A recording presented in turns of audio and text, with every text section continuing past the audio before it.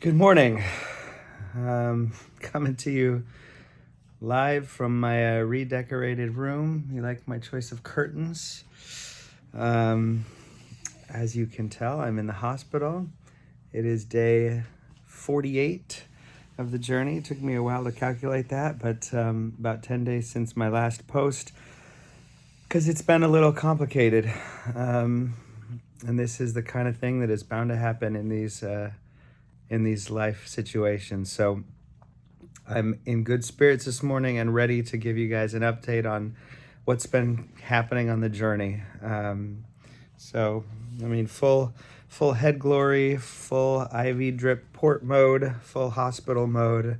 Not the kind of update I was hoping to be able to give, but fortunately, some good things have developed. So we'll share the good with the bad and the challenges, and just let you know what's going on. So last Thursday, about a week ago from today, I think it's Thursday, um, I got an MRI of my brain.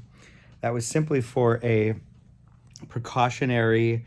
I guess when you're getting chemo, you have cancer, they want to make sure it hasn't metastasized into the brain.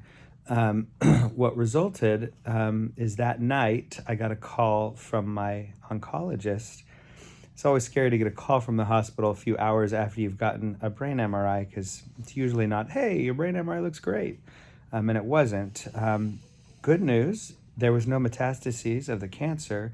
Bad news is they found a bleed, a small bleed in the brain. Because of that, they had to immediately recommend that I stop the blood thinners that I'd been taking to help mitigate the clot in my left leg. Amazing how, all of it just kind of works together and ties together. But they had to be sure what was going on in the brain was not going to grow or change or cause a deeper, more serious hemorrhage.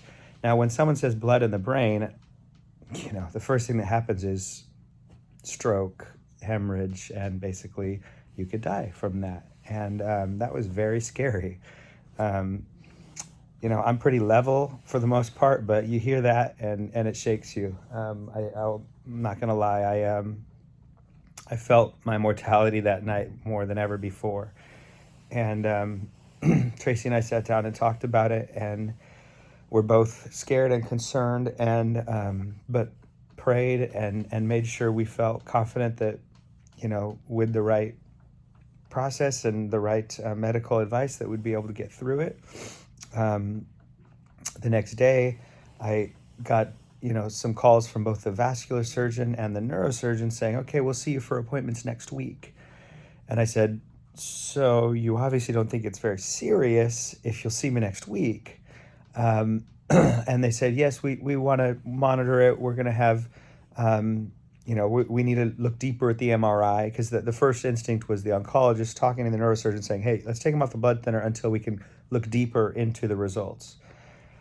So for last weekend, I had to manage that insecurity and that mental state of, well, my brain could be bleeding, and there's nothing they want me to do other than report if I get like a bad headache or numbing in one side of the body or blurred vision, sensitivity to light. They give me a laundry list of things to consider. So, you're almost hanging on every little feeling. Oh, my head hurts a little bit. Is that because of the brain bleed? That is a hard place to be in.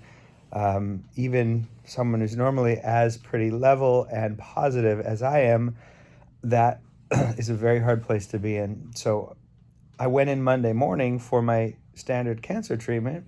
I got blood work, and the blood looked pretty good. White's still a little low, so being careful, but not so low that they didn't want to treat, and nothing with the brain saying, okay, let's stay away from treatment. So I had my normal treatment and had a challenging afternoon. I definitely felt down and felt a little exhausted and a little bit of a headache. And so I called, I'm feeling this. Do you think it's, they say take a rest and monitor. All of these little things, man, they just take you on this roller coaster of feelings and emotion. And so I kind of recovered and felt well enough on Tuesday to, be up on my feet and doing a few things, and drove my car and back and forth. And I had my first appointment Wednesday morning with the vascular surgeon, but I woke up Wednesday morning with, I'm sorry, Tuesday night, I had a very strange something going on in my left calf, which is, in the same range of where the blood clot had happened, where this sort of rash looking thing was happening. It was kind of blue like a bruise, but then there were like little dots on my hair follicles, and it was swollen and throbbing a little bit. And so I'm thinking, do I need to go to the emergency room right now? I also felt a little tingling, in my left hand and my fingers. So I thought, okay, this could be brain bleed. I need to go. Prayed about it. Tracy and I talked about it. I said, because I really didn't want to spend the night in the hospital, I said, let me give it an hour or two, elevate the leg, relax to see if it would change. Unfortunately, after having been on my feet a lot of the day, I was able to pull back and mitigate the swelling and the discomfort a little bit and just lay in bed to see if I could go to sleep. I was able to fall asleep and up and down a couple times in the night, but nothing because of pain and discomfort. And so I woke up and was able to drive myself to my vascular appointment, which was on schedule for 10 a.m. on Wednesday. I get into the vascular and she sees the leg and says, you know what?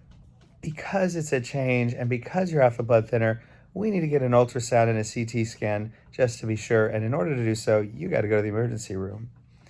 So 11 o'clock yesterday, Wednesday, I got to go to the emergency room, check myself in, do the whole shebang, port access, IV, ultrasound, CAT scan of my abdomen, chest, pelvis. 2 hours later, CAT scan of my brain. Just taken me through the ringer. It was exhausting, and by the time 6 o'clock rolled around, I got the news that they wanted to put me on the blood thinner via the IV, which is called heparin, and monitor me through the night with blood work, which means I had to stay overnight in the hospital. To be honest, I was crushed with the news. I was exhausted, and my stays in the hospital overnight have not been good.